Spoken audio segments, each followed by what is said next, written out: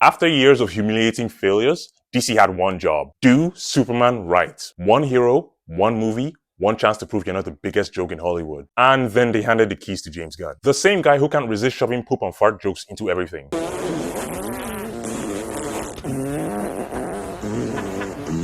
Not a great plan. This movie needed to be universally loved. Instead, what do we get? This migraine of a movie is superhero soup.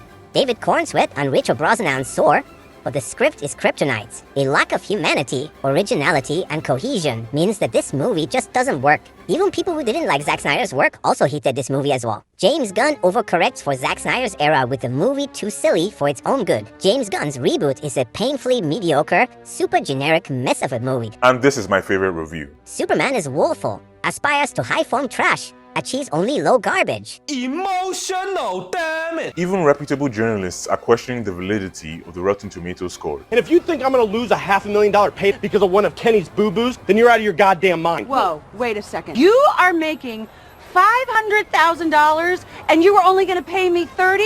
You're getting 30 grand? I'm getting 1,000! But you guys are getting paid? And the thing is, she might be onto something with the Rotten Tomatoes scores. Because I've seen this movie. Not impressed. Superman 2025 is a goofy, campy, chaotic dumpster fire. It's Guardians of the Galaxy, but with red underwear. Except somehow worse. Almost every emotional scene is undercut with stupid forced jokes. The CGI is so bad and so overused. Not as bad as The Flash, but there are movies that cost $60 million less than this movie and had photorealistic CGI. So there's no excuse. The first 25 minutes of this movie felt like it was written by a 12-year-old with ADHD. It's chaotic and disorienting, which makes sense because 12-year-olds are clearly the target audience for this movie, which is probably why comic nerds love this movie. They are mentally 12 years old after all. No.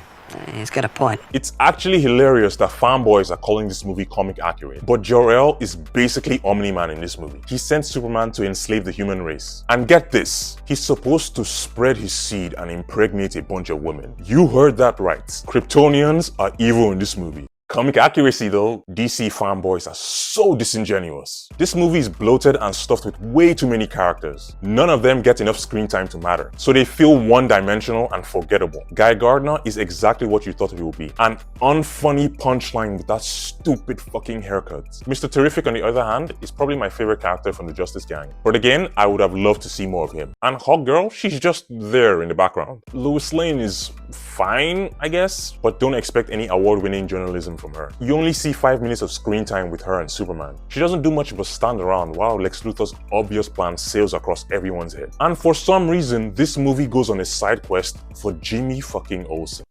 Take me back to the days where Jimmy Olsen was discarded in a few minutes. And I kid you not, the plot of this movie revolves around Jimmy Olsen sexting with someone close to Lex Luthor. David Cornsweet is probably the standout of this movie. He looks like Superman. He has the face, the jawline, and the presence. But unfortunately, Gunn's direction turns him into a whiny, emotional man-child instead of a stoic hero. The potential is there, but it's wasted under Gunn. Superman gets beaten and thrown around like a ragdoll this whole movie. Gunn made him a bitch for some reason. And get this, he does something much worse than snapping Zod's neck in this movie. Again, fanboys conveniently don't have any problem with it. And Lex Luthor? My god. Nicholas Hoult is a good actor, but Lex Luthor in this movie is a Reddit troll come to life. Son of a... He's a cartoonishly evil, mustache-trolling villain. He's so cringy and easily the worst Lex Luthor we've seen on the big screen. How do you have such a talented actor and waste him? The real villain of this movie is James Gunn himself.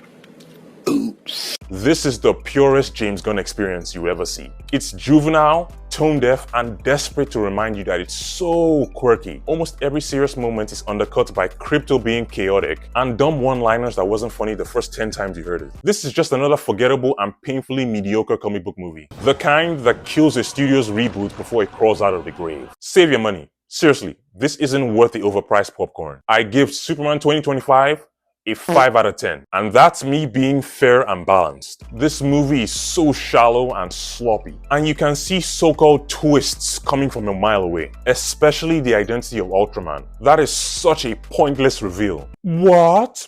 I wonder who Ultraman could be underneath that mask. It's such a mystery. This movie is also trying way too hard to be culturally relevant. The half-baked attempt to connect this to real-world events like Israel and Palestine is cringe-worthy and embarrassing. Stay in your fucking lane, James Gunn. You don't have the mental bandwidth for such topics, buddy. Stick to the poop and fart jokes.